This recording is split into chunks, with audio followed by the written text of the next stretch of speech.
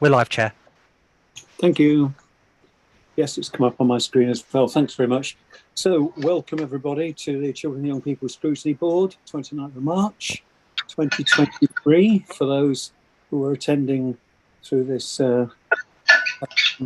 electronic format and those who are doing it through the streaming process. So, welcome. Let's kick off the agenda with any substitutes or apologies. Do we have, please, Mark? Yes, we have apologies from Councillor Foster, and Councillor Riveron is en route to the meeting. Thank you for that. Can I just say that I'm substituting for Councillor Foster, please? Right, okay, thank you for that. Good. Thank you and welcome. Have fun this evening. Members' interest. I need to remind members of the need to declare any disclosable pecuniary interests or other interests they might have in relation to items on this agenda, either now or as and when it becomes appropriate. Anybody wish to do anything at this point? Can't see anybody? No, but please do as and when it may come up. Admission to the public. It's not recommended that the public are excluded from this meeting. In fact, it's being streamed. So anybody who chooses to join us, that's good. Thank you for doing so. The first business item on the agenda is the minutes of the last meeting from the 1st of March. Could members of the board please say whether they have any concerns about the content of that, or can we accept them as a representation of that meeting? Anybody have any queries or comments? Can't see any hands risen up. So thank you for that. Can we take those as read? Would you like to just say you're happy with them? Members of the board, thank you. And they will be signed as and when required. Now we have a slight adjustment to the agenda this evening. I'd like to slide an extra agenda item in here. We have a member of the public, Sarah Campbell, who I think, are you with us, Sarah? I think she was going to join us. Can't hear her. Mark, do you know whether she's joined or not? No, Chair, she hasn't at the moment. Right, okay. Sarah brought up an issue via the scrutiny officers in relation to special schools capacity. She's raised an issue here in terms of the availability of places and expressing concerns over that.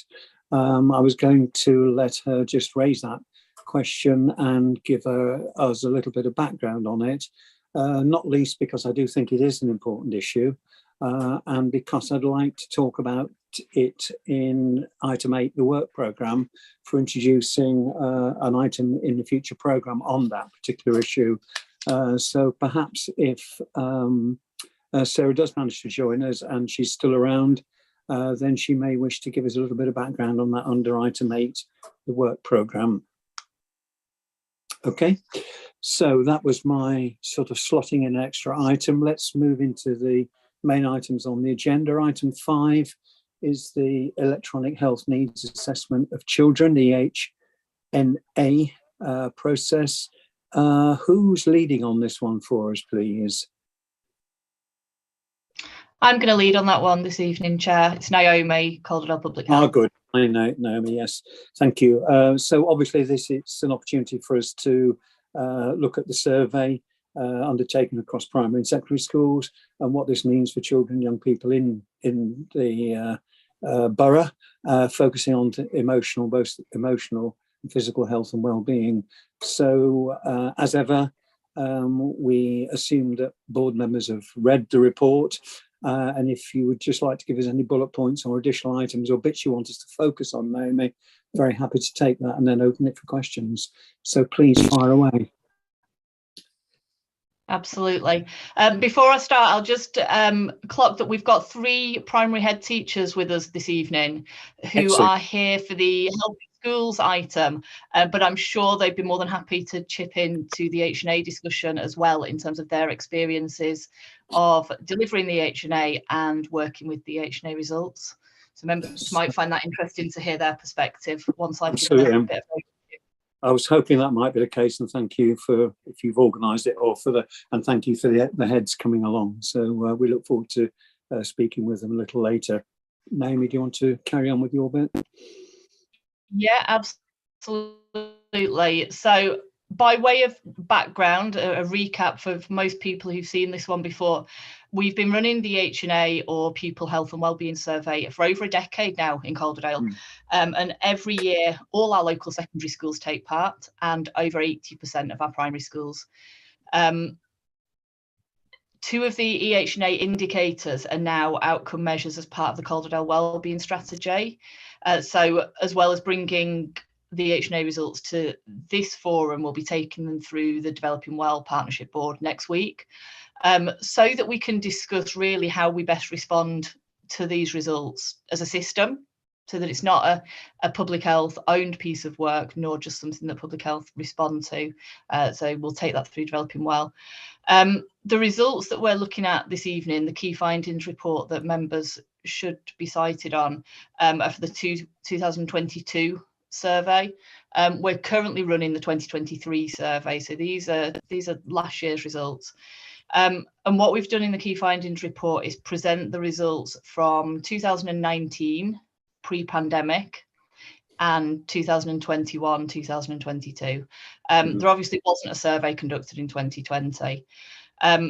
Last year, when we brought this key findings report, we saw a real downturn right across all the indicators, actually, right across physical health, emotional well-being, and a lot of the health behaviours as well, in both primary and secondary. What we're seeing in 2022 is that pattern has broadly continued. So there have been some shifts, and I'll highlight just a couple of those. There might be some that members want to come back to, but I'll highlight a couple that just stand out to me when I look at those results. So for primary age children, we're seeing an increase in unhealthy snacks, a decrease in toothbrushing, a further downturn in some of those emotional well-being indicators, particularly life satisfaction, self-esteem, and worrying. And in secondary age children, the downturn in emotional well-being that we saw last year hasn't worsened, but nor does it seem to have improved. That seems to have stayed where we were in that immediate post-pandemic time. There's been an increase in vaping, particularly in secondary students. More have tried it, more do it more than once a week, and more of them than ever before started when they were 12 or under. I think in terms of what the data are showing us, I think there's a definite pandemic impact that we're still seeing. Are there other factors at play now? I don't know. You know, we're in difficult times for a lot of families at the moment in terms of economic situation. Is it lasting impacts of the pandemic? Perhaps. And that might be something that the head teachers who are with us tonight can touch on in terms of what they're seeing in the classroom. I know from speaking to head teachers myself, there are concerns around children who've missed key development milestones, key socialisation opportunities in those 2 years. And some of that is playing out in behavioural concerns in the classroom. So whether we're still seeing that pandemic impact, I think that's probably it. There might be other things going on as well. Any thoughts on what those might be at this stage? Sorry, just jumping in. It's difficult to say, and it's difficult to know how much of an impact the pandemic had. You know, we saw that immediate impact, right, as I say, right across everything that children and young people were doing, be that how often they were exercising, or be that whether they were eating unhealthily, and particularly in those emotional well-being things. I think there are concerns about the cost of living crisis, to use that term, that might be playing out not just with parents and carers, but also coming down to children in terms of the things that they're worrying about. I know that it's been identified locally that children are worried about money. It's not something that's come up in the H&A results yet as a key finding, but it's something that that we should probably keep a close eye on Vote over to time. involve. Sorry, did I? Oh, hiya. Sorry, was there somebody coming I in there? think somebody's not on mute. I'm just in the Zoom meeting, so I'm just going to walk out for a bit. Go on. I think it's Claire's not on mute. Oh, right. Okay, fine. I just wondered whether there was an important issue there to pick up on. Yeah, I mean, the thing that struck me, just in general terms, is when you look at the RAG ratings, the number of reds that are in there are frightening, aren't they? That's very worrying. And but- if you compare that, Chair, to pre-pandemic, we had nowhere near that number of reds. You know, we were amber on a lot of things, green on some things, and red on a handful. That red is definitely a post-pandemic thing that we've not seen previously in Calderdale. I see the first hand I've noticed up is Councillor Issett. You wanted to come with a question? Mine is with regards to vaping, because it is becoming a massive issue with secondary school students, and probably in some cases maybe primary school upper key stage 2 students if they're trying it under the age of 12. I'm just wondering if there is anything we can do, and I appreciate that it's a national issue, this is not a Calderdale only issue, but is there something that we can do in schools to support secondary schools with the promotion of sort of the negatives of it and the dangers of it, especially as we're seeing appearing in the news more frequently that these vapes are getting spiked with illegal drugs such as ketamine as well. So how are we, and I appreciate we haven't got a huge remit to be able to do that, but it is a rapidly escalating problem in secondary school students and as young as year 7. Yeah. Shall I come in and respond to that? Please. And any of the head teachers who may wish to do so, but yeah, initially. Well, I think to contextualise first and foremost, looking at the H&A results for vaping, we've got a bit of a breakdown. We've done a bit of digging into the data, and we can see that 1% of primary age children say that they vape at least once a week, and 9% of secondary age children say that they vape at least once a week. 15% have vaped ever. So relatively small numbers compared to some of the other health risk behaviours that we do respond to quite proactively from a public health perspective. But that's not to say it's not a concern. And I speak to schools weekly who are contending with young people vaping. And we're hearing that from primary schools, from the upper year groups in primary schools now more frequently. In terms of responding to that, I think the health risks are far less than those from tobacco smoking, but I don't think young people see the two as being in any way linked to each other. I think looking at the H&A results, children are less and less likely to smoke tobacco. It's not cool, it's not what young people tend to do anymore, but they are vaping, and not particularly in a discreet way. It doesn't seem to be hidden. You walk down the street and you see lots of young people vaping. It's the norm. So it's not bite share. We don't know what the long-term impacts might be. To date, we know that vaping is less harmful than tobacco smoking, but that's not to say that it's not a concern. There's probably some work that we could do with trading standards to reduce young people's access to vapes. Again, we've heard from schools that young people are able to walk out of school and into the local shop and purchase vapes quite openly. So there's perhaps a route there to look at in restricting access, making it less easy for young people to get hold of them. Yep. And then another one to think about is, we know that climate change is something that's really important to young people. But by the same token, young people are using disposable plastic vapes with disposable plastic wrappers and discarding them willy-nilly. So I wonder whether there's a narrative there that we could look at. I know that Sheffield have done some work recently on vaping materials and co-produced those with young people. We've been offered those in Calderdale to trial out, to try them with our schools to see how young people locally respond to them, which we will do. And it might be something that we need to pick up a conversation with young people about to work out what the best messaging is, what we need to be, how we need to be framing that messaging. And I think it's wider than vaping. I think there's something about our narrative with young people about risk behaviours, making informed choices, understanding the knowns and the known unknowns of any health risk behaviours that young people engage in. So it's probably part of a bigger narrative there that we need to get right with. Is that something that we could send to schools to use then, that literature?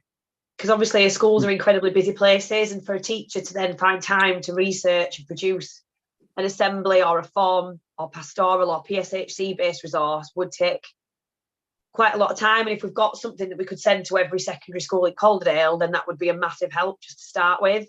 Because I appreciate it's not the health. I'm just saying, I appreciate it's not the health risks of smoking, but it's still an addictive drug. Yeah. And it's that sort of, and it's the where it may lead and the dangers of it, of just smoking something your friends given to you because you don't know what's in it, and if you bought it, all that sort of stuff.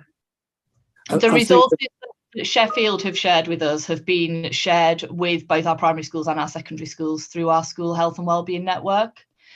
So they have those. They also, all our schools have access to PSHE Association resources. I know there's some materials on there around vaping. So it is something that we have proactively pushed out since Christmas. Actually, this year we've proactively pushed those out as we're hearing more noise about it, and we can keep doing that and making sure that they're getting through. Yeah, that's good to hear, Naomi. But I think Councillor's point is very broadly important as well. I totally accept the vaping issues which you're raising, and there is more and more suggestion that maybe vaping isn't quite as, or is probably worse than it was originally thought. It was thought to be better than smoking, but I think there are all sorts of issues which are coming up in relation to it. But I think there is a general point here, which I've made in my notes, was that what could we and should we be doing about any and all of these issues, and the vaping one I take on board specifically. I think we should try and build into this process what actions we could and should be taking jointly between councillors, between the schools and anybody else can get involved in it. So any signposting we can get in relation to what actions could or should be done, I think is important to be built into. I think just to come in that last thing, I think people, we used to prescribe cigarettes to pregnant women 50 years ago for stress because they thought it was safe. We don't want to be in a situation in 50 years where we thought vaping was safe, so we didn't do that much about it. Absolutely, totally agree, Felicity. Moving on to other questions as well. Councillor Kingstone, Anne, I think I noticed your hand was up, and then I got Danielle and Di. Thank you very much, Councillor Evans.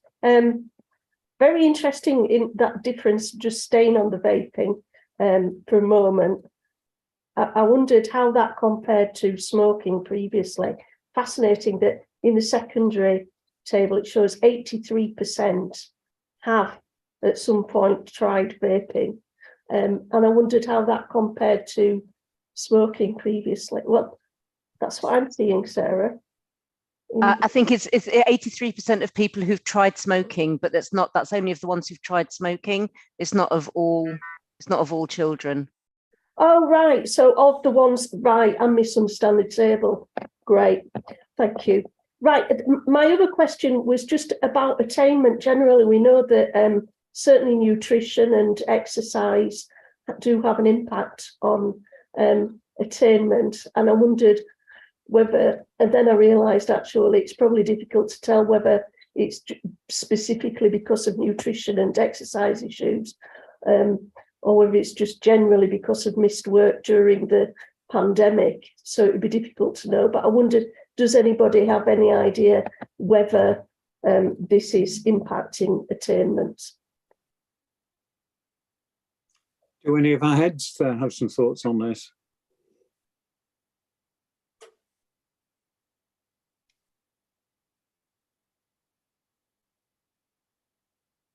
Is the silence a no, or is it muted? Hard to know. I'm guessing that they're maybe not willing to guess whether or not it's having an impact on attainment, because there's just been so much that has gone on through the pandemic that would also have impacted attainment. Yeah. That's my guess. Yeah. Okay. Thank you. I Yeah, will thank you. leave that Ben, question just out there then in the ether. Okay, thank you. indeed. But Ben Lehman, you've just put your hand up. Is it in this particular context? Yeah, do you want to come back with an answer on that one, Ben? Yeah, thank you, Chair. It's hard to know specifically as a result of the pandemic, but there's quite a lot of evidence out there that children who are who are healthy have better outcomes at school, and it kind of ties into the next item on the agenda actually around healthy schools. So can we pick it up there as part of that discussion? Yeah. Is that okay? Yeah, thanks very much. Yeah, that's fine. Danielle, Councillor Durhams, you've had your hand up for a while. Do you want to ask a question? Yeah, if that's okay, Chair, but can I also just come back on the vaping? I'm sorry. Please do. Yeah. I actually met with a head recently in the area that I represent, and that was one of the concerns that she raised in primary school age children, that it's a continuing risk. My second thought around that was that we've continued to raise in our partnership meetings the concern that we have for nitrous oxide, and I wonder, do we have any information on that? Is anybody capturing this? Because I noticed the sharing of information was primarily based on the impact in secondary school children, but the messages are very much targeted, the flavours are targeted to children. I think there's so much unregulated sales within vaping, because whilst we don't know the immediate risks, the amount of nicotine that's in vapes, and particularly the illegal vapes that have been taken off the market and are now being sold in corner shops that are not solely regulated. What are we doing to target that? Because these are the ones that are, as you say, we know they won't pick a cigarette packet up, but they can easily buy cheap vapes at 20% nicotine. That's going to have a massive impact on our young children's bodies. And I've just remembered, because my thought process will going wild, I need to make a declaration of interest. In a sense. I'm on the Family Voice steering group, but I'm also on the MHST strategic steering group as a parent rep on both of them. So sorry about that. So I guess the question is, how much are we targeting our information at a younger age? Because that's my concern. We have children, I know, because the head teacher shared with me that she is extremely concerned at the amount of children that are vaping, what kind of vapes they're taking. So that, and then I've got another question, but I'm happy to come back on that in another way. Just pop your hand back up again, Danielle. Thank you. Any response to those points which Danielle's been making? I know that Di's got a hand up. Are you wanted to come back on some of these questions, Di? Or it was just another point, actually, Chair. So if you want to stay with the vaping issue, that's fine. I was going to go on. Come back to others. I think Mike Lodge wants to come in as well, perhaps on this one. Thank you, Chair. Very quickly, Councillor Prashad is very interested in the issue of nitrous oxide. Indeed. And has written to Councillor Dickinson as Chair of Place Scrutiny Board, asking him whether he'd be willing to put that on that work programme, and for her to do a bit of work between now and June on that. So just to say, the issue of nitrous oxide has been picked up in another scrutiny area. Yeah. Well, it's a very current and significant item, isn't it? Thank you for that input. Siddharsh Bharata, I noticed you've got a hand up there. So just in response to Councillor, I know people that have vaped and they've got the vapes from people that have littered it and used it before. So I think, and it's like multiple people that have used vapes that are just on the floor. So I think like clearing the streets of vapes or stopping people from littering vapes would also stop like climate change, but also like might stop people being interested in vapes and trying it for the first time. Yeah. Thank you for that. I mean, clearly we have jumped in. This is no comment in relation to Felicity, Councillor Issett. It's a very important issue, but there are a number of other issues, are there not, in this one? Particularly my concerns there are things like the mental health side, the difficulty with sleeping, those sorts of issues. And then that in turn links in with my earlier comment of what can and should we be doing about each of these items. There are a lot of reds on this red rag thing. Di, is there something that you would like to come in at this point on? Yeah, thank you, Councillor Evans. Yeah, I mean, I agree with you. There are quite a lot of issues here, aren't there, I guess, to be concerned about. So I'm assuming these will be discussed in other forums, you know, the Health and Wellbeing Board, and then we've got the Starting Well Board tomorrow. And I think the Children's Safeguarding Partnership as well.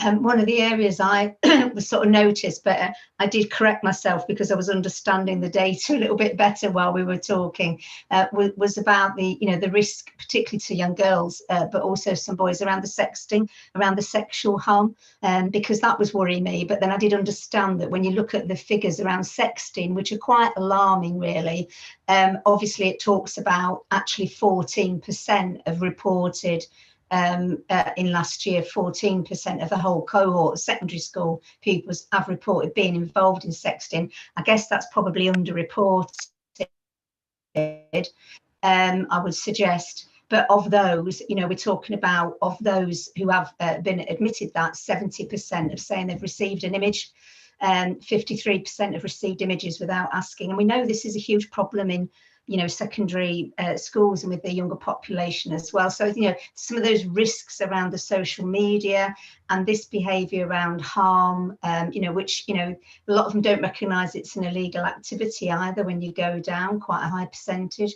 There was a kind of research report by the Children's Commissioner, I think it was last year or the year before, looking at violence against women and girls, and it reported, you know, a huge underreporting of kind of, you know, harm in this way, this kind of sexting and sharing images, girls particularly feeling under pressure to share images, and images being shared without their consent. So again, I know that's an area, it's not perhaps flagged as a red on here, but I still think it's an important area, and want some further discussion, you know, with our partners, with police, with schools, you know, what else we can be trying to do to educate our young people around that. I think that's really important.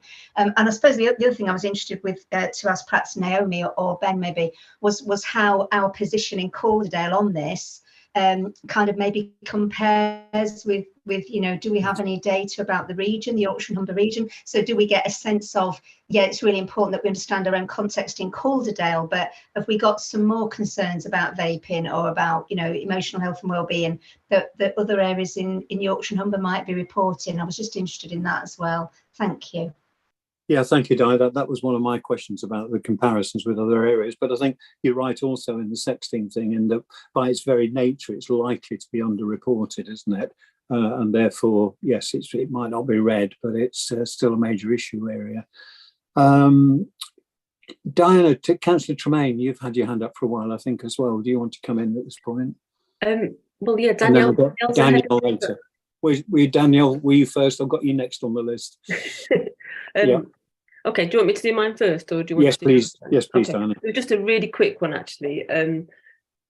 Naomi, you mentioned about the take-up being generally really good, and I think you said all secondary schools participate and 80% of primaries. So I was just wondering, how do you try to get the 20% of primaries to engage? Yeah, I think that's an important issue. That was on my list of questions as well. Thank you. And any thoughts on that, Naomi or colleagues? Yeah, shall I come in and respond to that? Pre-pandemic, and Becky will correct me if I'm wrong on this one, Becky looks after the H&A for us, so she's much closer to it than I am. But I think our uptake was up to about 88, 90%. It varies year on year. With having more primary schools, we have more change in senior leadership, and it needs senior leadership to take ownership of the H&A. And when new school leaders come in, they're not always knowledgeable and understanding of what the H&A is and what its local importance is. And then that comes in maybe year 2 or year 3. So I think we've seen that pattern playing out a few times.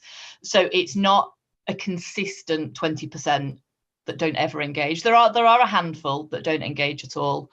And I think actually, we've made efforts to try and get them to engage, but actually I think they need to hear from other head teachers what other schools get out of it. So it's perhaps one to go to the Primary Heads Association for a conversation there about those 80%, those 90% that do take part. Why do they? What do they get out of it?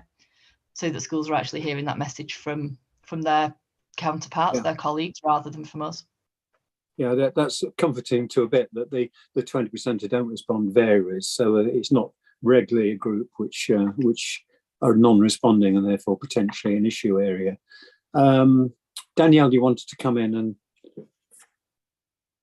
then I've got Becky as well. Did you want to come in on that item, Becky? I did, yeah, that's okay. Yes, I do. And can I come back to you, Danielle? Yeah, keep the continuity here. It was just to add to Naomi, really. The best response rate we actually got was after the pandemic, because we put in a focus bit around the effects of COVID. I think literally that year we had all but 3 primaries complete and all secondary. It is important to note that when we first started, we weren't even getting 50%. So what we've done through the years has been really good to increase that. And to add as well, it's actually been made a criteria item on the Healthy Schools Award. So it's to achieve bronze, you've got to be engaging and participating in the H&A. Good, thank you for that, Becky. I will now come to you, Danielle. You had another question, I think. Yeah, don't worry, it's fine. I actually have 2, but I'm okay if we ain't got time, I'll just do one. I agree that the RAG rating is a concern, particularly around the mental health and wellbeing side of things. It's extremely concerning that our children are feeling, I guess, so overwhelmed with life. And I just wondered if, I understand the kind of demographic profile at the beginning, but have we been able to pinpoint any patterns in certain areas where that, you know, that particularly around them worries around financially, or can we have any more information that specifies? I noticed that the number 61 of children that went on to school on foot. Now, we constantly have concerns around school parking traffic and parents having to get to work and lots of pressures in life, and we're looking at how we can work in that in our area, and I will be honest, it's a challenge. I just wonder if we've got any further unpicking within them, you know, any ward specific groups that might be challenged more than others, and vice versa. Yeah, absolutely. Any responses on that last point in particular? Shall I come in, Chair? Sorry, yes, I've got please. my hand up. So the ward level breakdown or anything sub Calderdale, we absolutely can do that. What we need to do, though, is have more than 1 year's worth of data, because as soon as we start breaking this down, we start getting into small numbers, and then it gets very difficult to look at differences between areas. But it's definitely something that I think, you know, particularly with what we're seeing playing out with emotional wellbeing, the fact that that's now been sustained for a second year, I think now is the time to really start delving down into that and trying to look at how that's playing out. Just in response to the question about school travel, journeys to school, we're actually leading on a review of school travel at the moment. It's a public health led review, but we're doing it with schools and actually hearing from parents and carers as well to understand why families travel to school the way that they do. And whether that's a choice or whether it's necessity, whether it is part of an onward journey elsewhere, and so on and so forth, so that we can understand what's happening, understand what's playing out, and look at how best we can respond to try and increase journeys to school on foot or by bike. Although we are, I believe, above the national average for journeys to school that aren't made by car. Well, it doesn't always look like that at school drop-off and pick-up, as I only know too well myself. Yes, indeed. Yep, good. Thank you for that. Sorry, I'm also picking stuff up on the WhatsApp as well. It's coming in from all directions, which is good. I'm aware that we haven't had any significant inputs. I'm just wondering whether any of the heads would want to come back in any of these questions now they've been kicked around a fair bit. As you've joined us this evening, anybody wish to come in on any of the points or any others, please? I'm happy to just talk about my school and survey. think it's great that you're looking at it as a wider Calderdale issue, but I think it's the head's responsibility to look at their own survey and see what the issues are in their own school.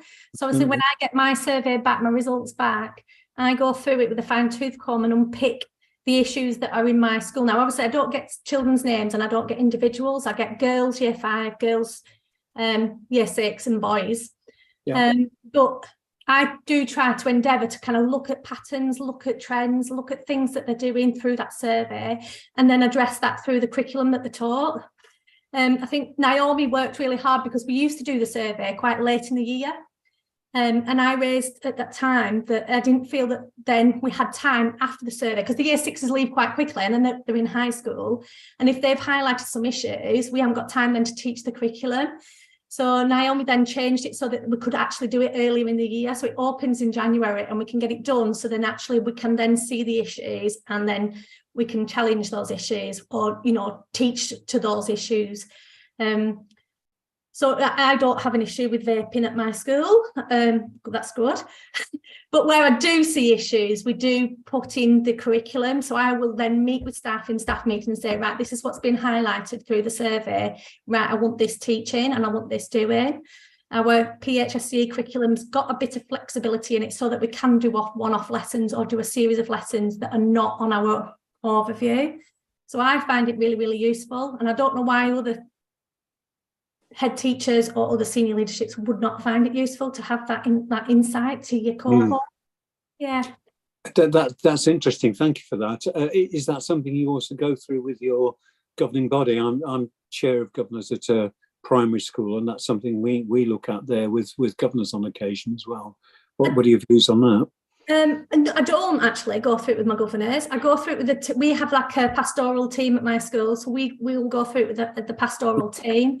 If there was a major issue, it'd go to governors. But a lot, like I know that last year it was really highlighted that my year 5s had self-esteem issues. It really came out in the survey that there was a lot of children that felt that they were not very good at anything. They were really low on themselves. They had really low opinions of what they could and couldn't do. So as a pastoral team, we kind of met and said, right, what can we do about that? How can we raise these children's self-esteem? That's interesting to hear. Thank you for that. Kate Lambert, you I think got a hand up there as well. Yes, I'm the head of Calder Primary, part of the Calder Learning Trust with Calder High. I just wanted to say I agree the change in date I think has been really helpful. It's given head teachers a chance to actually do something about the results that come out. Also, I think it's really helpful that when we give feedback to public health, they do actually act on it. So a few years ago, some of the questions weren't necessarily given us the data that we wanted, and Naomi has changed, and Becky, changed the way the questions are worded to suit what's going on in the world, what kind of data we need to get.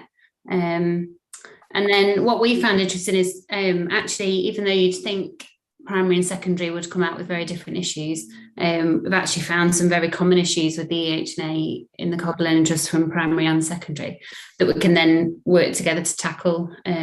So for example, for us, relationships actually post-pandemic and relationships between students, but also building relationships with staff again has been something that we've been working on in PSHE and things like form time at high school.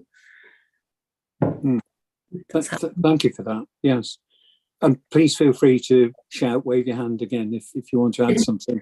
I think in a similar way, Lorraine, you've got a hand up on this one. Yeah, hi, I'm head at Whippenden, and similar to Alice and Kate, really, and I don't understand why people wouldn't do it, because it does give you such an insight, really. Obviously, we do a lot in primary, certainly about relationships and mental health and all those kinds of things, but actually this gives you insights to other things that we wouldn't necessarily get to see. I do share it with governors. I don't share the whole report. I share sort of headlines of what's coming through as sort of a trend. We look at it sort of comparatively from last year to this year. We look at the impact of what we did last year based on the ENHA and what and has it had an impact on this year? And it's been really good. One of our big trends has been sort of the use of social media. Even though they shouldn't have it at primary school, they do. And the impact that has, the fallout that has in school and things like that. So again, like Alice said, we do have flexibility within the PSHE curriculum to do that. And then in terms of the physical side of things, with active schools and things, it's a perfect vehicle to address any of those things, really. So again, I don't know why people wouldn't use it and do it. Thanks, Lorraine. Appreciate it. Danielle, Councillor Durrance, you've got your hand up. Yes, another question, please. Well, it was, but I think the heads have answered it, because what I was going to say is how is it timed, and obviously how useful is it, and that all three of them have kind of answered that. So thank you. Yeah, indeed.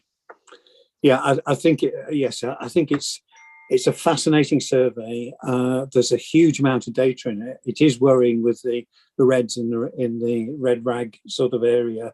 I think it's important that we're getting some of it as well in this meeting, that we get feedback on in terms of actions as a result of it. And I'd like to think this comes through on a regular basis to this group. And picking up on this one, I'd like to make a suggestion to the group. I know it's my last meeting as chair of this particular group, and it's not my place necessarily to determine what happens next year for part of this group, but I really do think there is an important area highlighted here in relation to children's mental health, and I think this is something which is so important. I think, and I will suggest to this board that perhaps what we should be doing is having a deeper dive into the whole of this area and setting up some sort of working parties, a bit like the Buy Now Care one that we did, to look into this, including all sorts of people like parents, children, heads, and so on, taking information and evidence from those groups of people. And I'd like to think that we could do something like that during next year. Could ask board members in particular, because it's that's what it's about, and maybe we can pick it up again at the work programme end of things. But I'd like board members to think about that because of the importance of this particular issue. So please, could you have a ponder and perhaps throw in your 10 pence when it comes to the work programme. Is there anything else that we should be covering? Because I'm aware we've got two other quite significant items on the agenda for today as well. Can't see any other hands on this one. Thanks in particular on this issue for the heads who've joined us and the input they've given us.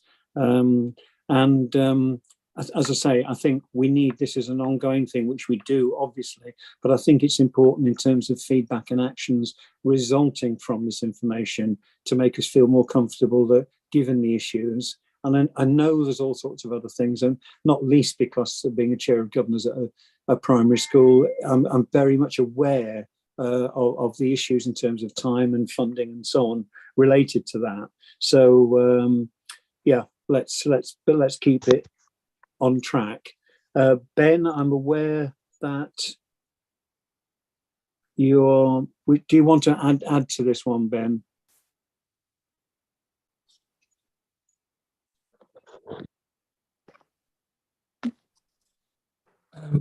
Which Ben, Chair? Yes, indeed. I'm just looking. I've got well, Ben Lehman, and then we'll come to the scrutiny, Ben. I just wanted to come back to something that Naomi said earlier on, and that's around how we take forward this work through the Developing World Partnership. And I wonder, just in terms of your ask for what happens next, whether that's something that you would want to follow up on, Chair. I'd certainly like to follow up on it in terms of what happens next, but maybe to a certain extent it's something with what happens next through the work programme for this group in the coming year, following through on these things. What did you have anything in particular in mind, Ben Lehman, on this one? Sorry, did you lose me before? Yes, I did lose you. Yeah, I think I'm having internet issues again. the follow through that we discussed last time through the Developing Well partnership, I wondered whether that was something that Scrutiny was interested in terms of the so what. You've heard the what, which is the data, but you're interested in the so what we're going to do about it as a place, as Calderdale as a place, not just public health. And those discussions happen at the Developing Well partnership. So I just wanted to flag that with you, really. Yeah, absolutely. And I think that's an important area. Mike Lodge or Scrutiny, Ben, any thoughts on that at this point? And how we link the two? Well, if the board agrees to set up a working party, that's something the working party could look at, how to accommodate that information. And obviously, if the board would like to do that, I can obviously liaise. Me and Mike can obviously liaise directly with Ben as to how we take that information and what we might do with it. Okay. If Ben would be happy, if the other Ben would be happy with that. Yep. Good. And Mike? And I think, Chair, that one of the things that Ben Lehman was suggesting was that the work being done by the Developing Well partnership be reported back here at a later stage, and we can just build that into the work programme now if members are happy with that. Yeah. So I think certainly as the moving on chair, I would be very keen for board members to take that seriously and think about it very seriously. So please do. Right, shall we move on to the next major item on the agenda, which is the Healthy Schools Award, which is that Naomi again on this particular one? It's an opportunity for us to consider the progress of the Healthy Schools programme. Naomi, are you picking up on this one as well? I am indeed, Chair, yes. I'm going to do even less talking on this one, though, because I really do want the board to hear from our head teachers. The head teachers that we have here this evening have been involved in the development of healthy schools in Calderdale right from the outset, so for the best part of a year now. And I'd really like members to hear about their experiences to date with developing and implementing the programme. But before we hear from the head teachers, I'll just give a bit of an overview of where we are and why we're here. So last time we brought Healthy Schools to the Children and Young People Scrutiny Board, we talked about our process, our ongoing process at the time of developing a local Healthy Schools Award programme. This was something that we were doing as part of our response post-COVID, as part of our COVID recovery work programme. A joint public health and children and young people services initiative, primarily to support schools to support the children and young people in their care. When we started on this journey in April 22, there were some key principles that we agreed on from the outset. We wanted to take an evidence-based approach to this, to be putting things into schools, suggestions into schools that we knew would work in practice. We were really keen that we co-designed this model with schools so that it was something that worked for them and worked for Calderdale's people and places. And we wanted to build in a mechanism to that model that would support schools to share learning and good practice with each other. So that co-designing development, but also co-producing health outcomes together. Fast forward quite a few months from then, we've met regularly as working groups. We had a secondary working group and a primary working group, and we soft launched our Healthy Schools programme just last month, actually. To date, we have 5 schools who've been awarded Healthy Schools status. All of them part of our working group schools. As I say, we've only just launched out to all schools. And of those, we've got at least 2 that are working towards our gold criteria. So we've got a bronze, silver and gold award level. And at least 2 of those schools that have currently attained Healthy School status are now working towards and close to achieving gold, which is fantastic, I think. we've continued to work with schools through the development of this model, and will continue to do so as we test and refine the model. Even since launch, we've made small tweaks and amendments and refinements based on feedback from schools who've not necessarily been on the journey in the working group, but are now picking it up and seeing it fresh for the first time. And we'll keep doing that. I think it's important that this is something that is jointly owned with our schools. So yeah, that's where we are, where we've been, and why we're here. And I, as I say, I'd really like you to hear from the schools that have been on that journey with us. I appreciate that, and we very much look forward to that. Could I just ask one general point there in the context that you've been talking about the bronze, silver, gold? Is it let's assume a school gets bronze? Is it an automatic process for them to then move on to be working automatically on becoming silver, becoming gold? Or is it something which you need to nudge them to do, with all due respect to the heads that are here? You know where I'm coming from. Is there an ongoing process? And is there also a process whereby other schools are encouraged to move along that route? Sorry, just some general questions there, and I'll come back to the heads, if I may. Yeah, absolutely. I think, as the head teacher in this group will attest to, there is always a healthy competition between schools.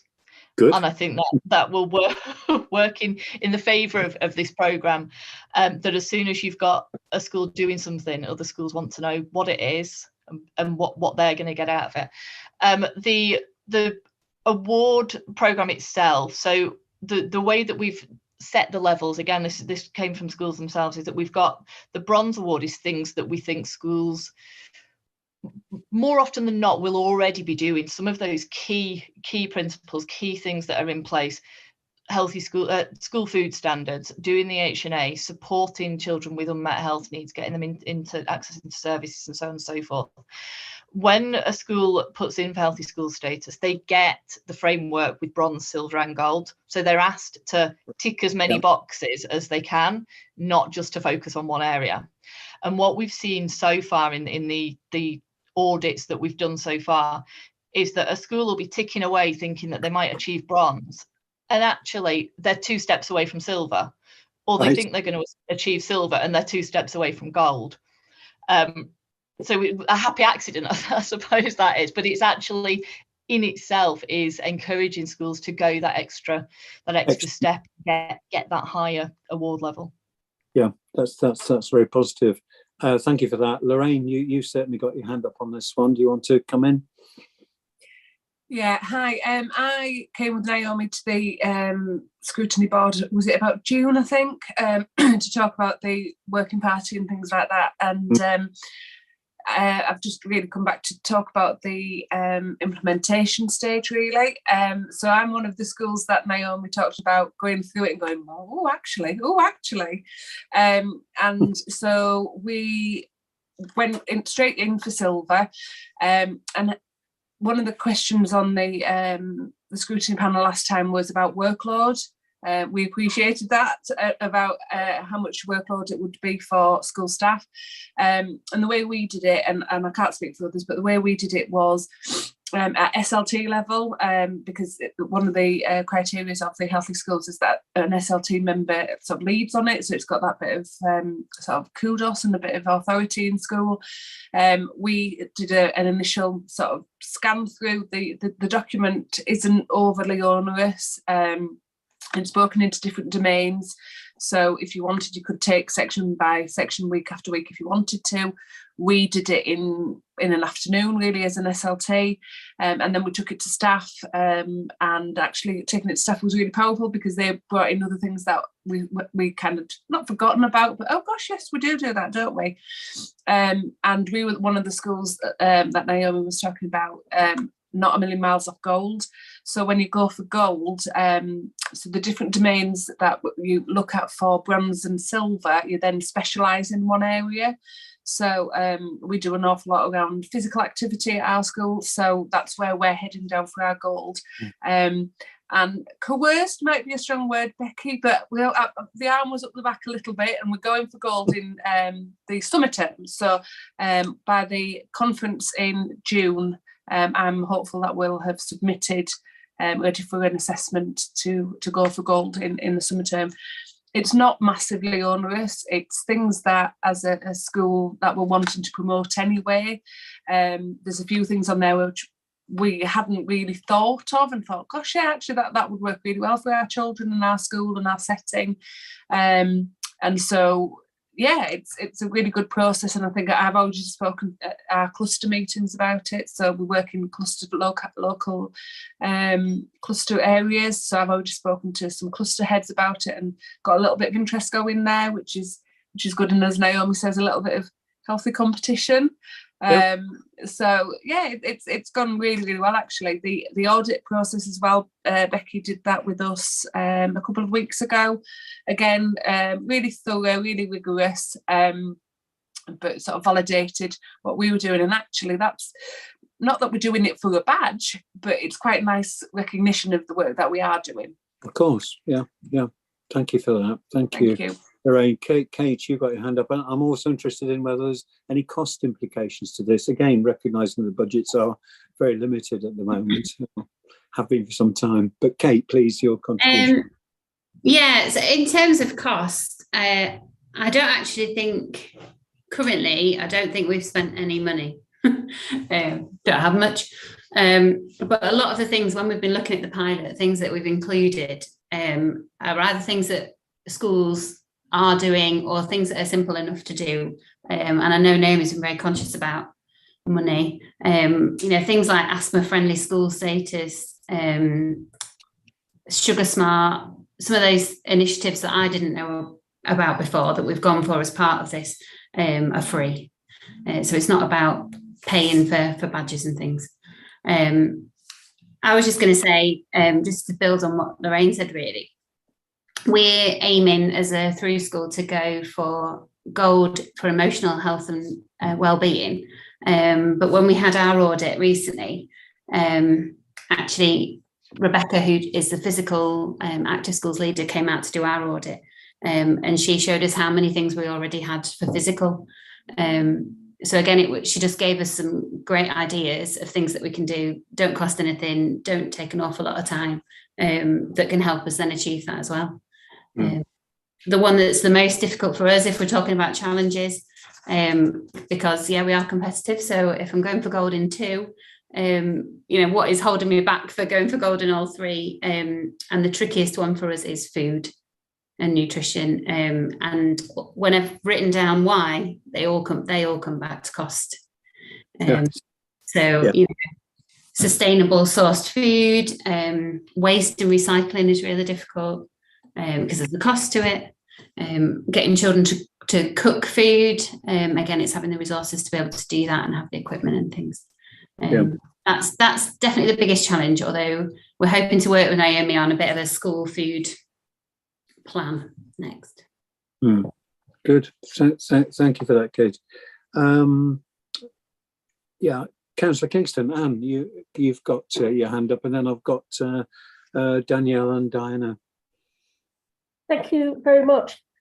This is quite a lot of years ago, I think at least 15 years ago. I had a friend that was a primary school teacher in Bradford, and she told me that in her classroom, she had to have fruit available, pieces of fruit available, and she was encouraged to eat the fruit herself as well as the children in order to model healthy behaviours. I couldn't see anything that looked like that in this award scheme other than encouraging you not to use cakes and sweets as rewards. But I wondered, I guess there would be a huge cost implication with that, but I wondered, is that something you're aware of? I don't know whether that was national policy or just local policy in Bradford, that particular policy, but I was really impressed by it. Thank you, Anne. Lorraine, you put your hand up there. Did you want to respond to that comment? Obviously I'm not an authority on it. I was the leading teacher not a leading teacher, but in my school I led on healthy schools about 15 years ago in my old school. And that document was very onerous. It was massive. It took an awful lot of evidence and it was portfolio based. It was hard work. And I don't remember that, if I'm honest. But we do get free fruit for reception and key stage 1 children anyway. So that's been in place for years now, really. And then in our school, certainly we top it up for Key Stage 2, so we buy in for Key Stage 2. And I think it's with everything, you know, modelling children model what they see, don't they? So whilst it's not in the policy in our school, adults will often share fruit with the children as well. So I don't know that it needs a specific criteria in the healthy schools, but it's certainly free fruit in Key Stage 1's been there for some time. That's good to hear. It's still carrying on, but thank you for raising it. Danielle, Councillor Durrans. And then Thank you, Chair. And thank you for the heads that have kind of gone through their own experience of it. I think a couple of questions. Firstly, how some of the points, particularly as we go further up into silver and gold, are not about just the delivery, but about how the young people are taking it up, and particularly around social media use. So I can understand that you, as an ethos, that you are delivering an inclusive and self-worth and diversity kind of rollout. But again, I'll come back to the head that I had discussions with recently, and how much of her time is taken with things that after the school have finished and managing all that, which I can only imagine has a massive impact on your time, as well as the young people's well-being and their mental health. So I just wondered how you are actively engaging with your students. Do they know that this is something that you're working together on? Are they buying into it? Are they, is it a whole school approach, or is it teachers kind of working through them and trying to put things in place and then getting young people on board? If I've made sense with that. Yeah, well, that was parallels one of my questions is, how much input is there from the children on this? But heads, please respond. Lorraine, I noticed yours first, and I'll come to Katie. Yeah, in our school, it's very much part of the ethos of our school. We are an active school, trailblazer for active schools. We do a lot of work around food. We're lucky enough to have a cooking kitchen, so we do a lot of the food elements as well. We also grow a lot of our own fruit. I mean, we are in a very fortunate position, we know that. So yeah, it's talked about regularly with our children, and they were part of it really as well. That's good to hear. Good to hear. Katie, then Alice, I see you've got your hand up as well, and I'll come back to Councillor Tremaine. I was just going to say, I don't think you could do it without involving the kids. You've got to have that buy-in. And I think for us, we started with the children, got them excited about active schools, built it up then as part of healthy schools. And then also that buy-in from parents. So that's been like our next step for gold. It's trying to think of things like clubs where the parents can come along too. So like a walking club that involves activity for both, setting family challenges, that kind of thing. So just trying to find ways to include all stakeholders, I think makes it a lot more worthwhile, and has more of an impact, definitely. Yeah, good. Great to hear. So Alice, again, I think you contribute on this one. I was just going to speak about social media, which is really, really hard to challenge. And I think the main issue is with parents. It's the children obviously have lessons, they know about staying safe online. It's drilled into them now from such a young age that it's not a message that they don't understand or don't know about. And I think the children are very open and honest about it. I think the issue we face on a daily basis is parenting and children being given access to apps, social media, chat rooms on computer games, and parents not monitoring that at all. And I think it's scary how many primary school children are watching pornography. And I just think that it is a real, you can deliver that message to parents all the time saying they shouldn't have WhatsApp. WhatsApp's for 15-year-olds. They're 9. They shouldn't have WhatsApp.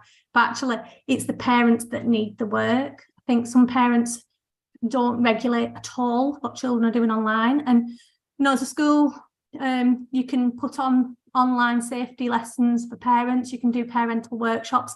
But I think because it's so ingrained in culture now to have a mobile phone, to use a mobile phone, to be online, to to access computers all the time, that I think parents kind of think, oh yeah, I don't need to know about it because I work on a computer, I have a mobile phone, I know what it's what it's like. I think there was a lot more uptake from parents 10 years ago when it was children were accessing apps and parents didn't quite understand the apps that the children were accessing. And I think it is an avalanche, and I think it's a really scary avalanche, because I think that avalanche is worryingly what they're doing, where they are when they're doing it. A lot of children are on their own in the bedrooms doing it late at night. Some children all night can be, they can look absolutely exhausted at school, and you find out they've been on the phone till 2 o'clock in the morning. So I think a lot of the work is around parenting, not the children. I think the children know how to ask for help if they see something online that they're not happy about. They will quite happily share screenshots of things with us in school when they're unhappy about something that they've seen or heard of. But a lot of the work is around parents and how they're allowing their children to access online. Yeah, no, I share your concerns there, and I think there's an element now, familiarity breeding contempt, is that it's just so accepted that the people don't do enough to keep control of it, and clearly parents are a major area, aren't they? We need to try and influence those. Diane, to Councillor Tremaine, you've been very that's right. Hi. Thank hand being up. Thank you, Ashley. Yeah, that's some really, really important points there. So yeah, that just makes me think about the work that you were proposing, Ashley, and I think that there's lots to think about there. I wanted to go back, and this might be for Councillor Courtney, actually. We did the work last year, the school food scrutiny work, and those recommendations went to Cabinet, and it's brilliant to see the Healthy Schools Award. That was one of the kind of key things that came up, the discussion around that and planning and all the work that was going into that. But there were kind of other recommendations that went to Cabinet, and I wonder if Sarah might be able to give us any updates on kind of where some of those are at in terms of how Cabinet might respond to them. Just there was kind of additional recommendations around trying to promote more collaboration to support kind of nutritious food options and sustainability and those kind of things. So it'd be really nice to kind of know where things are at, or to give a bit of a nudge to see where they might move to. A gentle nudge. Nudge. I'll take the gentle nudge. There's a clear link, isn't there, between that work and what we're talking about here. But please, if you've got some feedback for us, that'd be good. Thank you, Sarah. Yeah, I'll take the gentle nudge. I haven't got anything to hand, and my head is completely full of lots of different stuff at the moment. But it has been mentioned, and obviously it's something that overall we do feel. Oh, hello. I think Fazal. I think you've got. Fad, I think you've got your mic on. Yeah, trying to keep an eye on these two because. If anyone's able to, thank you. Yeah, so I think yes, I can see Ben's got his hand up as well. He's probably sort of more focused. He could be a bit more focused on that. It definitely has been talked about, and I'll hand over to Ben, and then I'm happy to come back after. It'd be good if you can come back, Sarah. Thank you. Ben, do you want to come in on that? Yeah, just to say that. Excuse me. Just to say that we have developed an action plan for implementing the recommendations following the work from Scrutiny and subsequent taking through Cabinet, and Cabinet asking us to take forward the work. Becky in our team has done quite a lot of work. She's lurking in the background because she's shy, but she has done quite a lot of work in putting that together. And we're also we've also kind of expanded our team a little bit to bring in a bit more capacity to help support that. So we've got a new person starting beginning of May who's going to be doing a bit more work on the school food front as well, with the intention of taking forward those recommendations. If it would be helpful to Scrutiny, and again, conscious of where we are in the municipal year, but if it would be helpful for us to bring back an update on progress perhaps over the summer, we're happy to do that. That would be much appreciated, I'm sure, by the group next time round. Thank you, Ben. The other, while I had you on there, I was going to ask you about this online issues. I wonder whether you and your team have any thoughts specifically on that. And then I will come to Danielle. And I've seen that Helen's got a hand up now as well. Any thoughts on the online side, Ben Lehman? I mean, it's something we've known about for a while, isn't it? And I think it's, as you've heard from the heads, it's not an easy thing to get to grips with. We do quite a lot of work already around staying safe online, but also in terms of healthy online usage. And you've got a bit of control over some of that when you're in a setting, as you are as a school, and you've got a bit of control over it, but you don't have necessarily control over what happens when people are outside of the school setting. It's very hard to say, for me to sit here and say there's loads we can do about it, because I'm not sure there is, particularly over and above what we're already doing. I do wonder. Well, sorry, what was going through my mind? Yeah, so what's going through my mind, and it might be something I pick up with Di offline actually, is about what's the impact of that behaviour, and is that an impact in terms of educator attainment? So certainly if the kids are up till 2 o'clock at night and knackered the next day, then that's not great. Also, are there any other implications in terms of some of the things Di was talking about earlier about not just accessing stuff online, but what they're doing when they are online and how appropriate that is from a safeguarding perspective? So it may be something that we can have a further discussion about through the CYP DLT that's joint with health and public health. And if you're okay, I'll take that forward to there and say, we've had a discussion here. What do we think as a group of senior leaders in the council?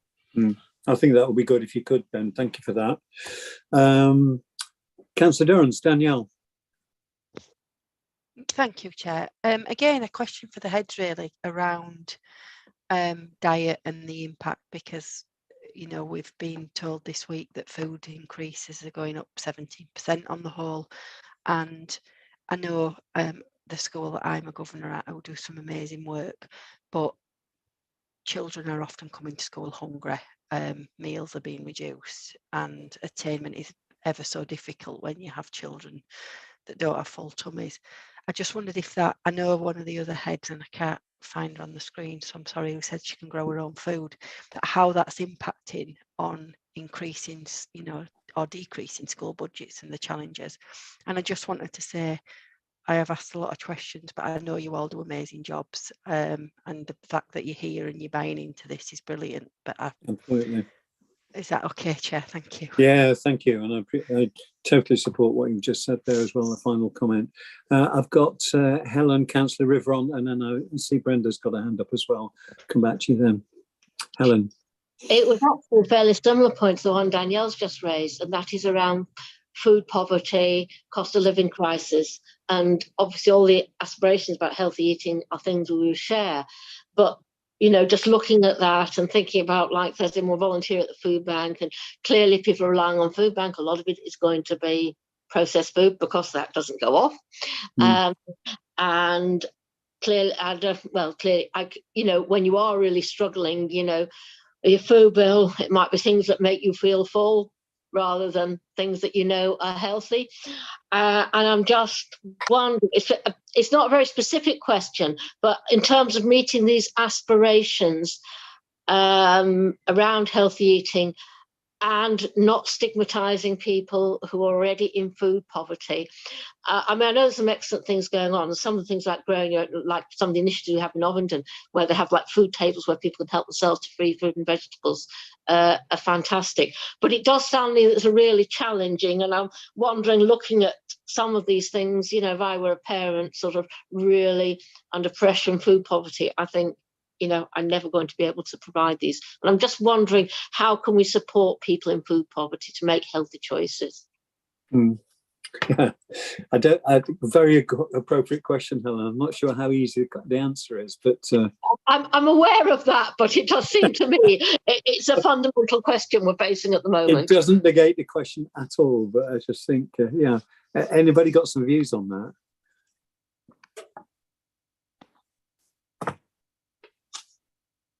Have you some suggestions, Helen? Can't see any people willing to stick their necks out on that one. Alice has got a hand up. All right, thanks for that. Alice, do you want to come in on then? Yes, thank you. Yeah, it's really hard as a school manager managing the budget and trying to ensure that your school meals are healthy, but then trying to balance that with the amount of food waste. And I know at our school we do have a massive problem with food waste, and that's because I think a lot of the children are not eating healthily at home. They are eating processed food. You know, they are eating pizzas and chicken nuggets and takeaway kind of food at home.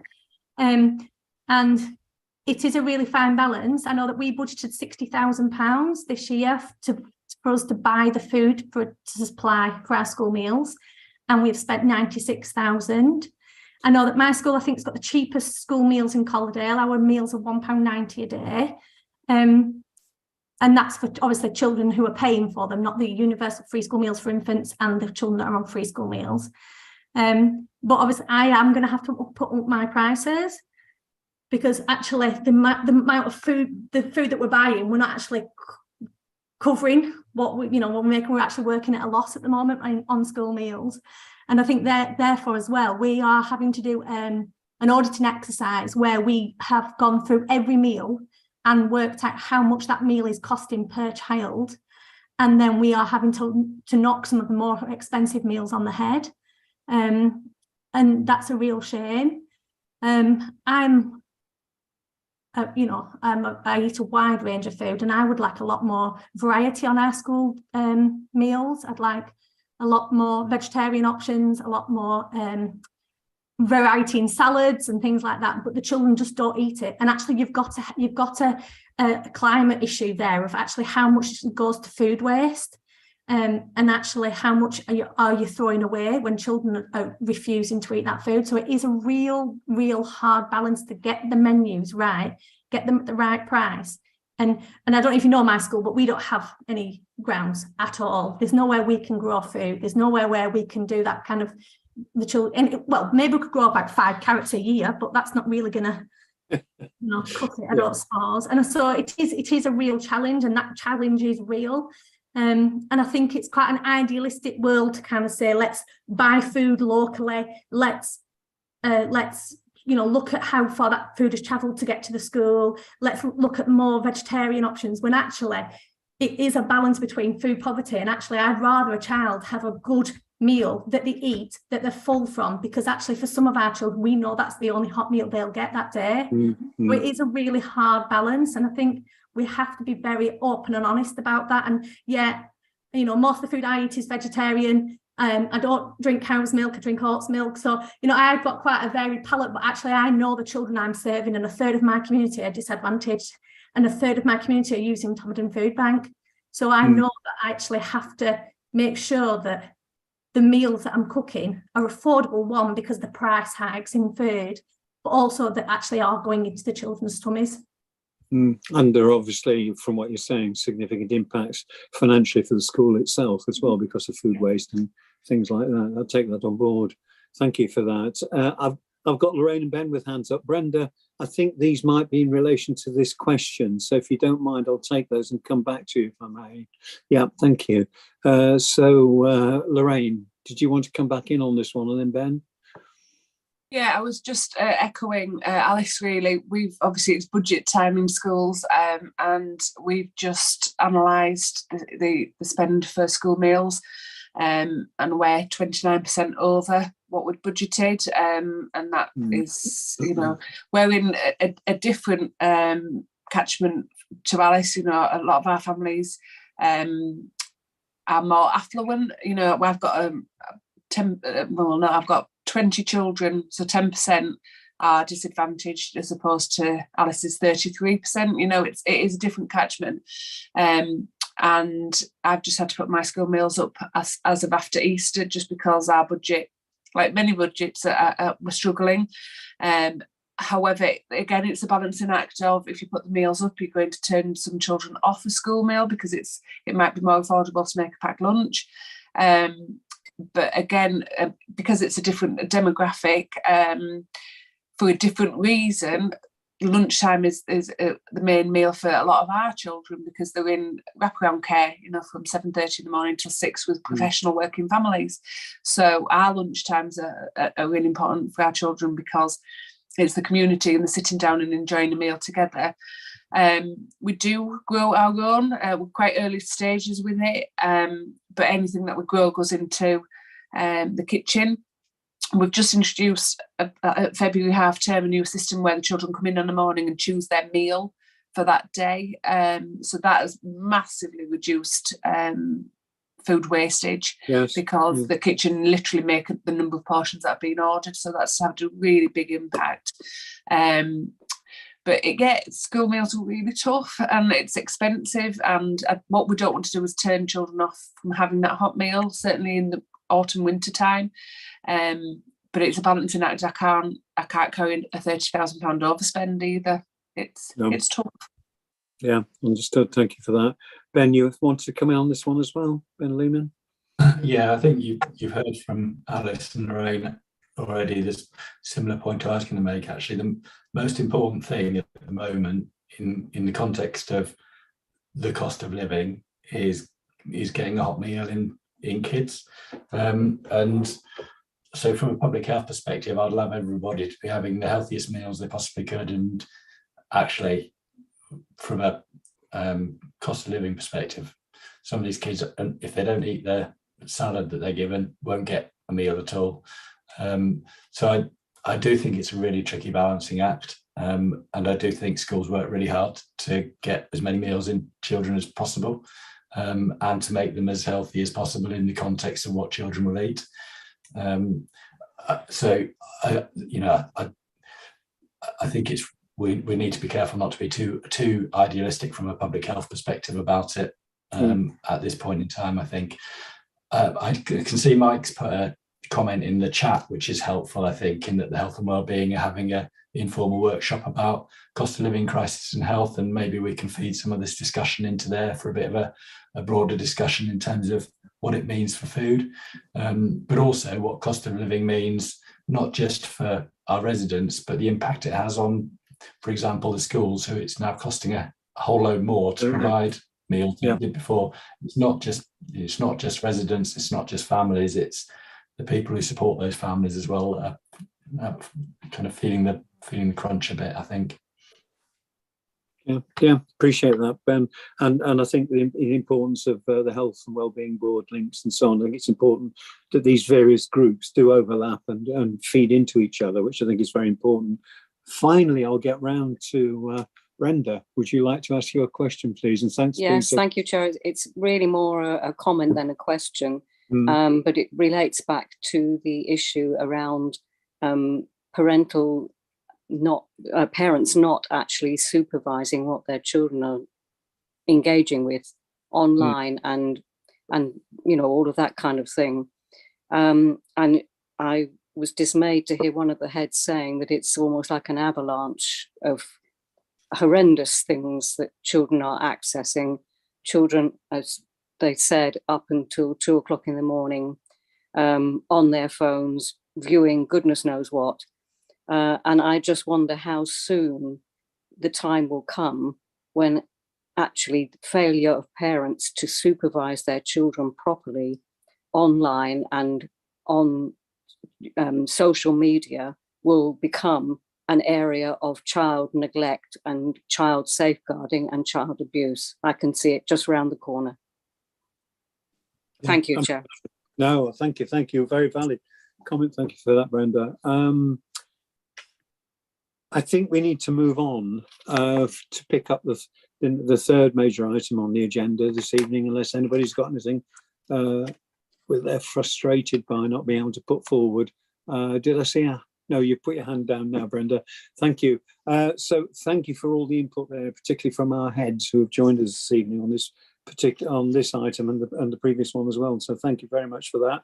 I think at some point somebody, and I think it might have been Ben Lehman, suggested that we might wish to see updates in the future on all of this, whether it was Ben Lehman or not.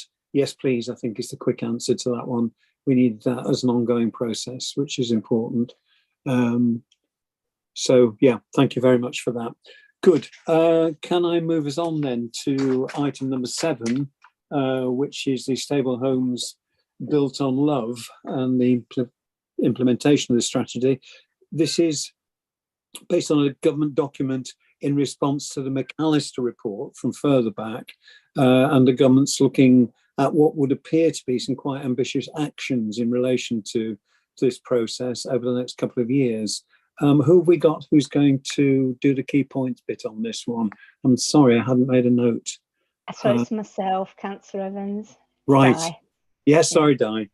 Yes, I hadn't made a note who was doing this one, but so thank you for sitting in the background there and making the other comments. No. And thank you for this one.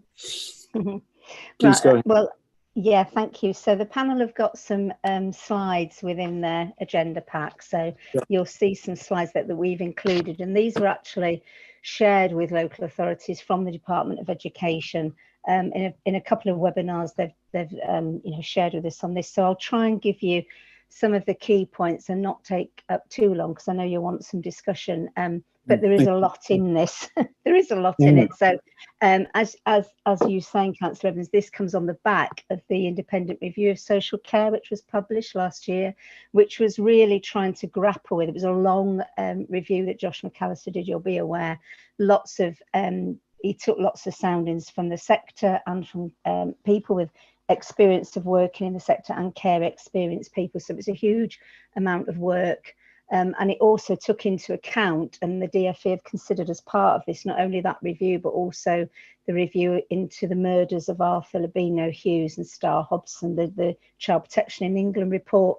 And there was a big report by the Competition and Markets Authority looking at children's social care placement. So all of that really was presenting a picture of some level of crisis, I suppose, in children's social care. Struggling on the workforce front, because we know recruitment and retention of social workers in many authorities is very challenging. Problems around, paying a lot of money for agency workers. Most authorities are running into debt because of their overspend on external placements for children in care, because we can't provide sufficient placements in-house. So Calderdale has a problem with that, perhaps not as big as many other authorities, but it is a problem everywhere. So in response to that, the government have considered all of the recommendations. They've not adopted all of the recommendations of the Josh McAllister report, but they have adopted quite a good many of them, and they're trying to take them forward. So the document itself, and within these few slides at the end, you'll see links to that. You can click into the hyperlinks and it will take you to the actual DfE document. Stable Homes Built on Love is a 220-page document. So you might need some time if you want to read the whole thing or have a sleepless night. But of course, there's a quite helpful summary at the beginning of that. And then there's also the links to the 3 main areas of consultation. One of the obviously most important things that you might have picked up from the media around this was that the independent review of social care did recommend funding of, it called for £2.6 billion to address the real challenges in children's social care over the next 5 years. And what the government have pledged to at the moment is 200 million over the next 2 years, so considerably less, which was obviously a disappointment, to Josh McAllister. I think he was quite open about that, and also to the sector. But we do appreciate, the huge challenges for the government in dealing with all the challenges at the moment. But anyway, so I'll just take you through. There's 6 main pillars of the reform, and I'm not going to go into reams of detail about each one, but I'm just going to touch on one. And if you look at the second slide, you'll see. So I'm just going to make a couple of comments. So I suppose the main focus of this, there's a big focus on family help. So all local authorities at the moment obviously develop early help, and in Calderdale we've got quite a well-developed early help service, but the focus now is on more around family help, so slight change in terminology. And what they're actually doing is the government are wanting to create 12 family first pathfinder projects. So there will be some money to back up these pathfinders, so to trial new ways of working and look at multidisciplinary family help, which will provide non-judgmental joined-up support for families, those families that we know affected by, pernicious issues around domestic abuse or poor mental health, and bringing together what's already we have as targeted early help, but some of our children in need services. So a bit of a shift, if you like, of what's at the moment statutory child in need work, more towards the early help. And they're looking at removing the requirement for qualified social workers to lead on child in need cases. So they're trying to massively extend the family help workforce. We do some of that already in Calderdale with our family intervention team, so that kind of fits our model a bit. And they're going to make £45 million available for those pathfinders, and there'll be an opportunity we are expecting when all these consultations have concluded in the autumn, that the government are going to make money available, and local authorities will be able to bid to develop, as a pathfinder for family help or around child protection or some of the other areas. So Calderdale will have its opportunity at that point, a few months on. The second main pillar is around changes to the child protection system. So again, looking at the serious case reviews that we mentioned there, they are looking about updating, working together. They want to bring in much more strengthened, if you like, multi-agency arrangements around child protection, looking at really the most experienced social workers, probably 5 years qualified, would be leading on child protection cases in multi-agency teams with police officers, with health professionals, and they would be carrying out child protection work. And what I think the feeling is, they're saying the missed opportunities in some of those cases to, some of the really worrying cases we've had, actually, if there was much closer working of those three key statutory partners, could actually some of those tragedies been prevented? We don't know, that's hindsight, but what the government's saying is there's enough evidence there to say we really need a push on child protection. So we'll talk about some of our most experienced social workers there getting advanced specialist training. One of the comments I would make, and the ADCS have made some comments around this, at the moment, the most difficult challenge in area of child protection is where it's hardest to retain our most experienced staff. So many social workers will do 2 or 3 years in a child protection arena, in those frontline child protection teams. It's the same in Calderdale, and they might then look to move across to work with children looked after or fostering, because as we know, that's a very challenging area of work, and it's also where our court work is as well.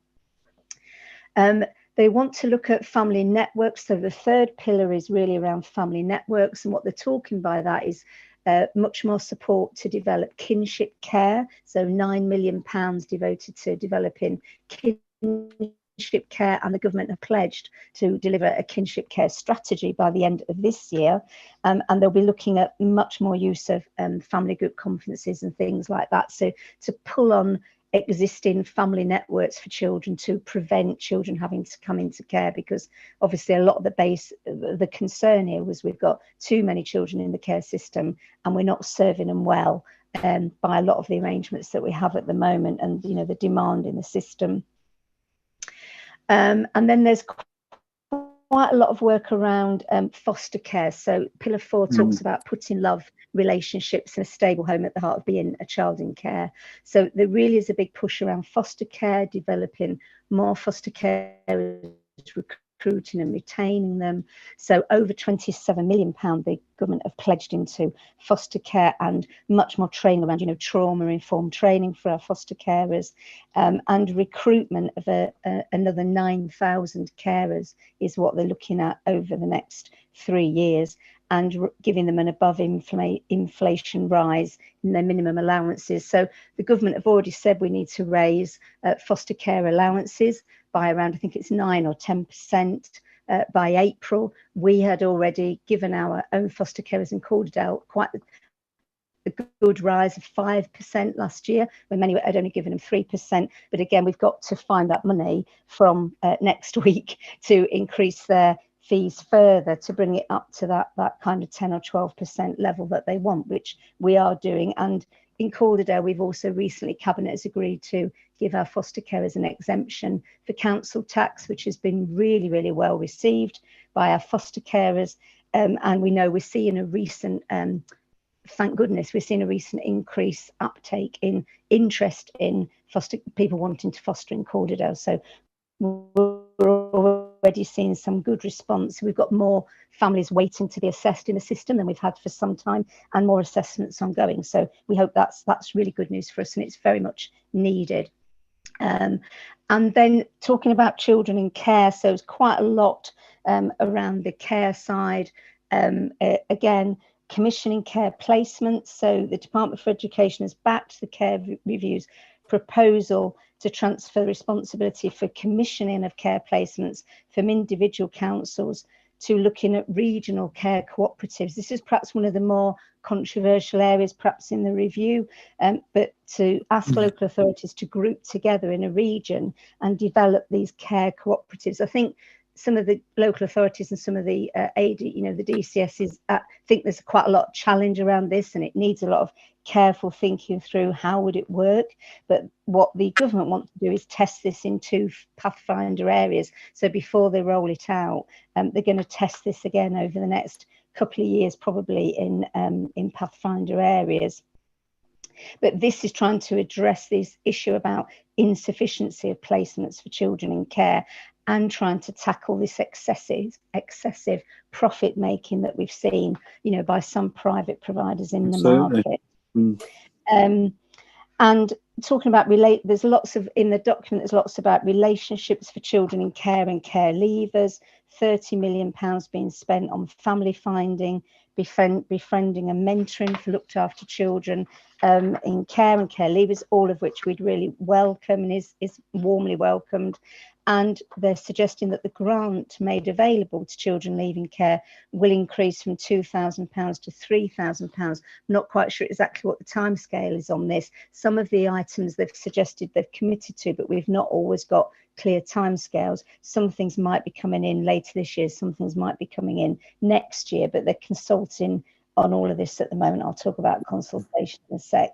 And the bursary for those undertaking apprenticeships will rise from £1,000 to £3,000, which is what the care review recommended. And we're talking a lot, as you know, about our corporate parenting responsibilities, how we're supporting our care leavers. We had a corporate parenting panel last night, so we're doing a lot of work on this. And the meeting last night very much focused on employment opportunities for our care leavers, and we did touch on apprenticeships and many other things as well, and local work opportunities. The government has rejected the care review's call for care experience to become a protected characteristic in equality law. That was one of the things Josh McAllister asked for.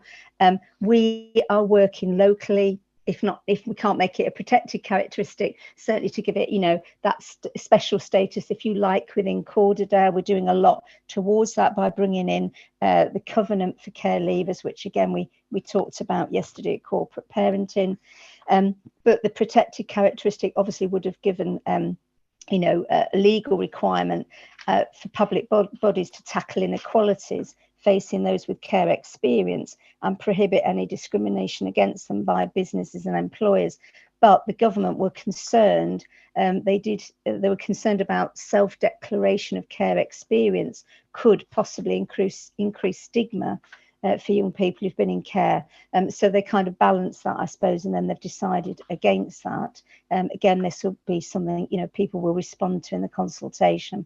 So, and then the last pillar really was, pillar 5, there's a lot in here about workforce as well. So quite a lot about a skilled workforce for every child that needs one, looking at whole new early career framework over 5 years to support social workers, development of 500 new child and family social work apprenticeships.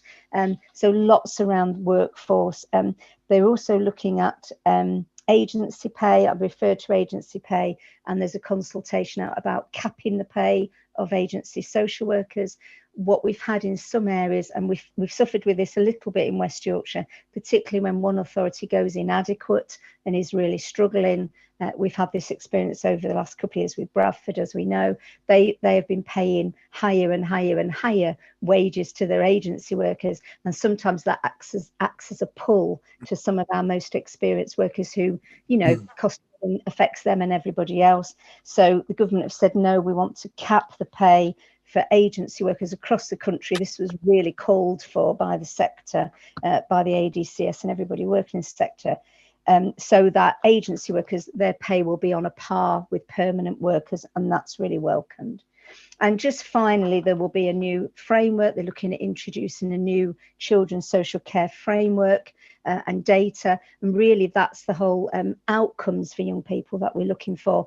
And it's what Ofsted inspect us against. So part of all this significant social work reform that we're seeing here is also looking at, you know, the way Ofsted would inspect us in the future and how we would measure ourselves, the data we collect, and how we test whether we're making a difference for children. So there's an awful lot in there.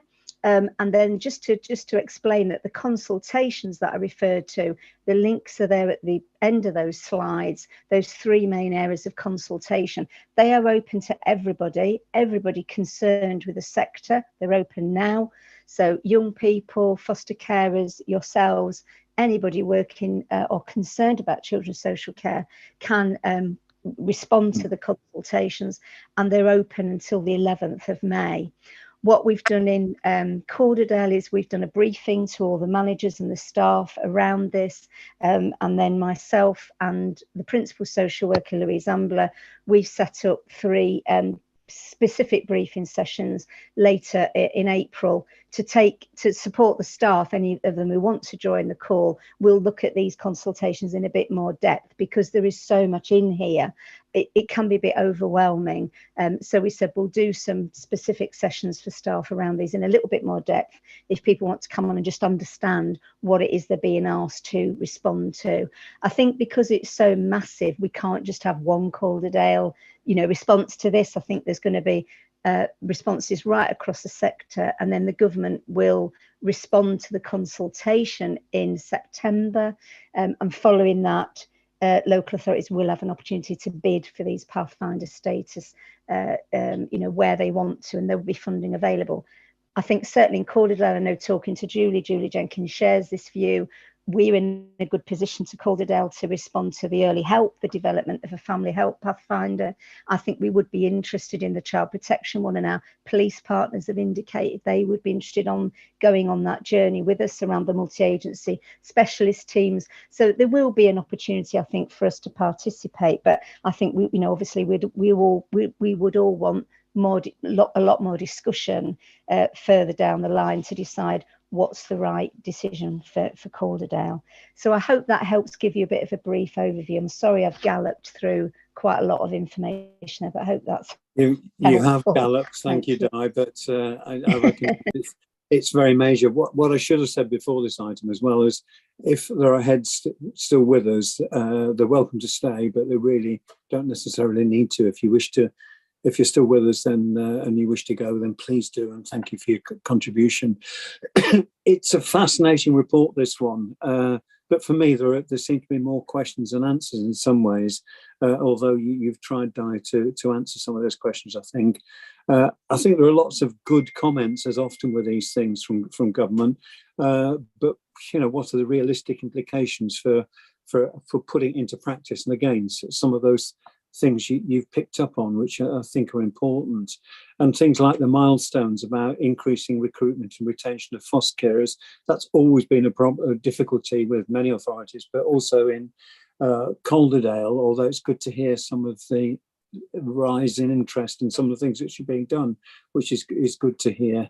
And it would have been, it's a great shame that Councillor Wilkinson can't be with us this evening, because it would have been interesting to get some input from him. But I do see that Diana, Councillor Tremaine, has got her hand up. Diana, do you want to come in on this one? Yeah, thank you, Ashley. Yeah, just sort of comment, stroke, question, whatever. Yeah, it was interesting last night at Corporate Parenting. It's really clear that the council is really keen is kind of ahead of the game in terms of looking at a lot of these issues. And we talked about things like the protected characteristic aspect, and lots about apprenticeships training and how to really kind of push on those, and that's really good to see. And certainly I'm also on the fostering panel, and so that's another area that they're all absolutely crucial. It's a huge thing to cover though, isn't it? And I suppose what I do have massive concerns about the financial burden being kind of laid on councils without the support in place to actually carry those things through sort of sustainably, and it's a huge issue. I suppose in terms of more of a question, and I think this is a longer term thing, Di, probably, but as that kind of response is formulated, obviously as a scrutiny board, we're going to be really interested in kind of seeing where that goes. And I imagine it will be really helpful and important that some of those aspects come onto our work programme and are kind of leading us a little bit in terms of the next year. So I guess just sort of stressing the importance that we kind of have that information, and we share that, and that we can input as helpfully as possible on that, if that's okay. Di, do you want to come back on that one? No. Yes, of course, that's absolutely, Councillor Tremaine. And I think, as you say, it falls into, they've talked about the 5 pillars, but there's kind of 3 broad areas, I think, really, which are around workforce, around care for children, and then around family help and all the work around, family help and family networks. So I think, we can support scrutiny and support you as members, as colleagues in this, however you want us to, really. I think certainly once we've got further on with the consultation, I know the ADCS have issued certain papers, some of the trade unions for social workers have issued their response as well. Quite a lot of people in the sector are concerned about the funding, the significant funding gap when we were, Josh McAllister was talking about 2.6 billion and only 200 million has been pledged. So there is, is there a concern that there's a lot of fine words here, but how much is actually deliverable with the funding that's available?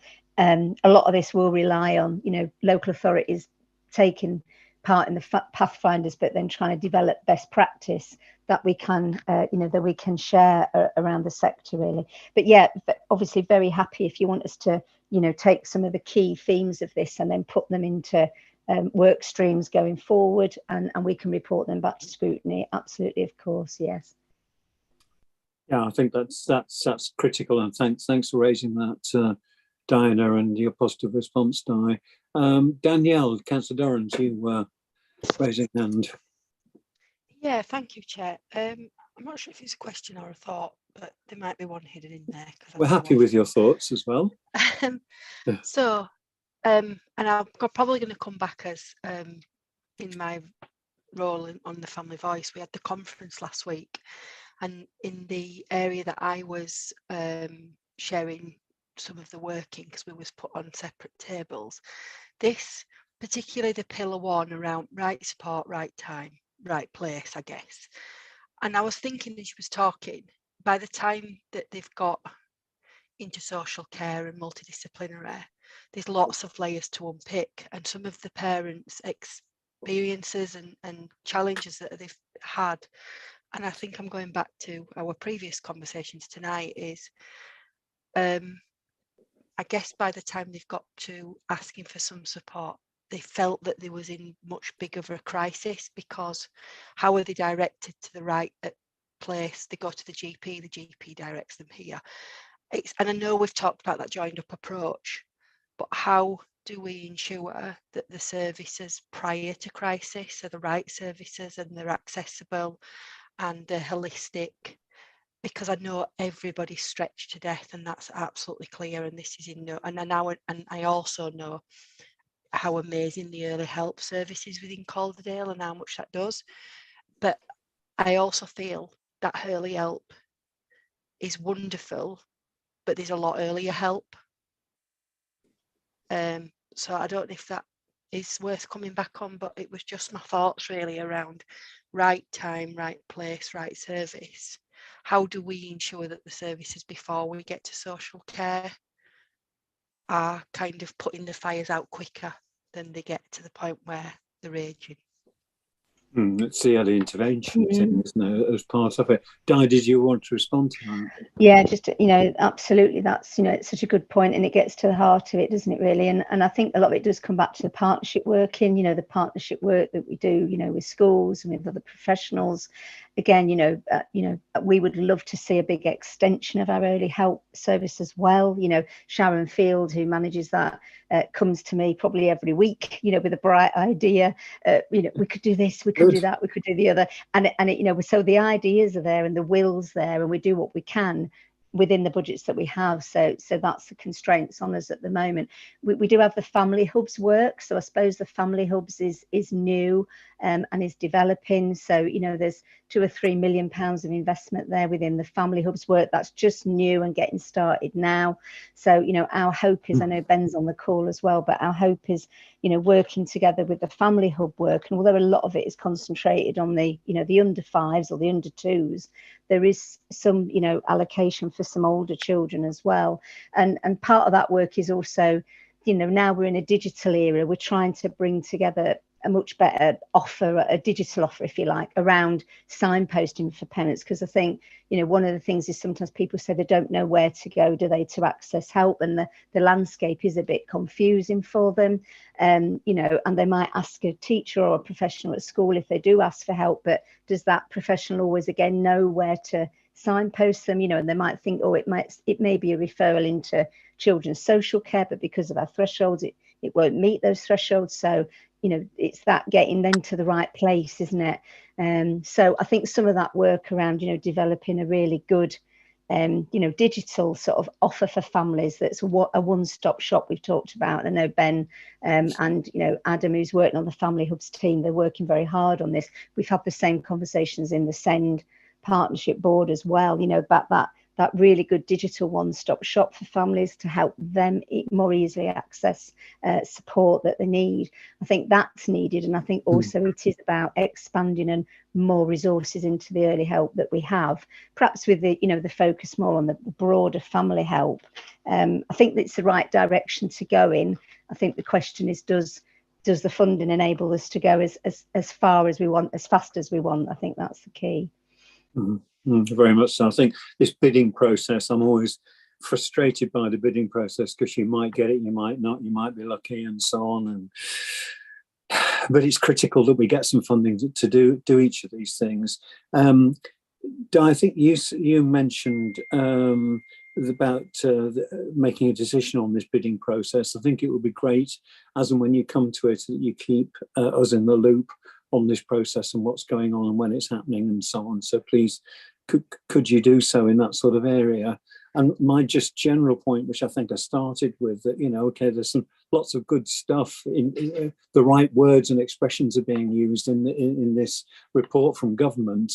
It's about actually making them happen, which is a difficulty in terms of funding and its implications for the directorate in terms of staffing and all those sorts of things. It's a bit the usual central government, I'm afraid, who says wonderful things and then expects councils to go and do it without much extra money. We've just got to try and be magical in the way that we do some of these things, if we possibly can, and be fed back on it. Any other comments that members have got around the board on this particular one? There's such a lot here, and I think it's something we're going to have to come back to and home in on an ongoing basis. But any further comments on questions on this? Can't see any hands being raised. So thank you, Di, in particular, looking at this one. Welcome. And perhaps we should move on to the last major item on the agenda, which is the work programme. I don't know, I can't see whether Sarah Campbell's come back because it would be appropriate here. But Ben, any thoughts in terms of the work programme you wish to impart here? Yeah, I mean, there's quite a lot of things that have been suggested to go on the work programme for next year as a result of this meeting. I've got down specialist schools, which is a question from Sarah Campbell, which I think she'll be very pleased has been taken note of and put on the work. It's going to be put on the work programme. There's the Developing Well programme that Ben Lehman was talking about to be brought back for an update. There's also from Ben bringing back an action plan on the work that Councillor Tremaine and Councillor Courtney had done on the recommendations about school food, and he said he'd be able to bring back an update on that. And then obviously there's what Di has just spent quite a lot of time explaining, and we'll consider how to get that effectively on the work programme, because there are obviously different deadlines and different areas of the work. So we'll consider that. We'll make sure all of that gets onto the work programme. And so the other thing that I need to know is whether your idea, Councillor Evans, of the review group is going to go ahead, whether the board is in favour of that initially. And if so, obviously there's some preparatory work to be done setting that up, so it would be great if someone could volunteer themselves. In terms of heading it up, I'm happy to be involved, Ben, if that's helpful. Thank you. That's really helpful. So I just need to know if the board's happy for that to proceed. Does anybody have any concerns about that proposal? Can't see anybody. I think it's such an important point, so thank you for that. And Ben, I think it's important that you start progressing things, and Diane, thank you for you perhaps being involved in this one as well. I'll contact Councillor Tremaine offline tomorrow. Excellent. So thank you for that, Ben. And as members of the board are probably aware that I should be mayor next year, which means I shan't be able to manage this to chair the scrutiny board, which is one of the downsides of being mayor next year for me, because I've really enjoyed working on this group. So I'd like to thank the members of this board very much for their input and commitment to it, and thank you very much. And particularly also having a really excellent deputy chair in Diana. Councillor Tremaine, you've done a fantastic job and really supportive, and got very much involved rather than just being a theoretical deputy. That's really good. Thank you. The scrutiny support team, great scrutiny support team with Mike and Bella, and more latterly Ben, who's hit the ground running very well with CYP scrutiny. So thank you all very much for, I think it's been a very productive year, and I've really enjoyed it. So thank you all, and thank you. Continue the good work. Thank you for being such a good chair, and all best wishes as next year. Thank you very much. Yes. I'll use you in a different context then.